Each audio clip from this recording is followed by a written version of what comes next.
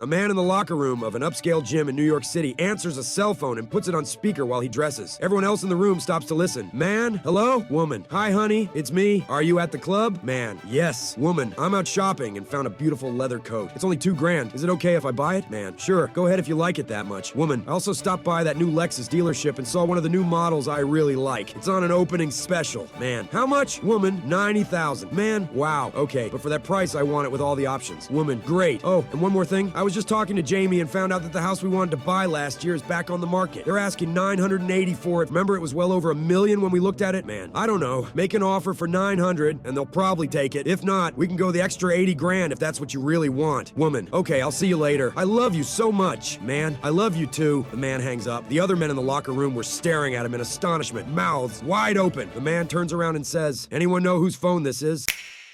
Yeah, little Timmy and his grandpa are down at the pond fishing. Timmy says, Grandpa, I need another worm. Grandpa points and says, lift up that rock and see if there's a worm under it. Timmy lifts the rock and sure enough, there's a big juicy worm sticking halfway out of a hole in the mud. Timmy pulls it out and Grandpa says, I'll give you $5 if you can get that worm back in the hole. Timmy tries and tries to get the wiggling worm back in the hole, but no luck. He thinks for a minute, then says, I'll be right back, and runs up to the house. A couple minutes later, he comes back with a can of hairspray. He holds the worm up, sprays it with the hairspray, lets it dry, goes and then sticks it back in the hole. Grandpa says, well, that was pretty smart, and gives Timmy his $5. Next morning, they're out fishing again, and Grandpa says, oh, I almost forgot to give you this, and hands Timmy another $5. Timmy says, but Grandpa, you already gave me $5 yesterday. Grandpa says, yeah, I know, that's from your grandma.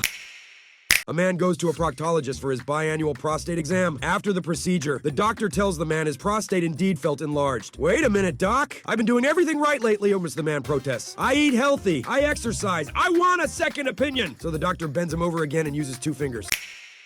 Little Johnny was at school when his teacher asked the class, Jane, what did you do last weekend? I went for a ride on a choo-choo train. Jane replied proudly. That's fantastic, replied the teacher. But you need to use grown-up words. Next time, just say train, not choo-choo train. Tim, what did you do last weekend? Tim thought for a second and said, I went to Granny and Grampy's house. Oh, that's lovely, replied the teacher. But remember to use grown-up words. Grandma and Grandpa. Johnny, what did you do last weekend? And remember to use grown-up words. Johnny thought for a few seconds and said, I read a book. Oh, very good. What was the name of the book? Winnie the A guy goes into the post office to apply for a job. The interviewer asks him, are you allergic to anything? He replies, yes, caffeine. I can't drink coffee. Okay. Have you ever been in the military service? Yes, he says. I was in Afghanistan for one tour. The interviewer says, that will give you extra points toward employment. Then he asks, are you disabled in any way? The man says, yes. A bomb exploded near me and I lost both my privates. The interviewer is shocked, but assures the man that his disability qualifies him for extra points. You got the job, sir. Most of us come in at 8 a.m., but you can start tomorrow at 10 a.m. Why do I get to start late? Asked the man. This is a government job. For the first couple of hours, we just drink coffee and scratch ourselves. No point in you coming in for that.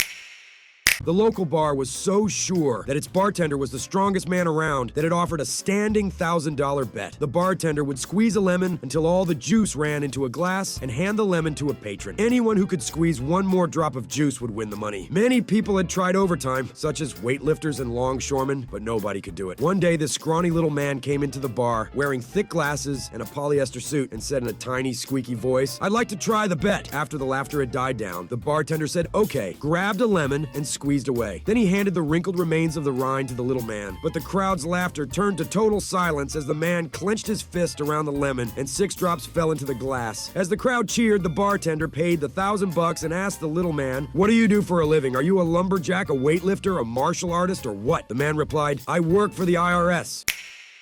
Texan walks into an Irish pub and says, I heard y'all Irishmen really like your Guinness. You know what? I'm gonna give $500 American to the guy who can drink 10 pints of Guinness in a go. Does anybody accept? The pub falls dead silent, and one gentleman even gets up and leaves. Said gentleman returns 10 minutes later and asks the Texan, hey, is your bet still standing? Yes, replies the Texan. The gentleman then tells the bartender to pour him 10 pints of Guinness, and to the bewilderment of everyone, including the Texan, finishes it in one go. The Texan then asks him, don't mind me asking, but where were you those 10 minutes? The man replies, well, I went to the pub across the street. I had to know if I could actually do it.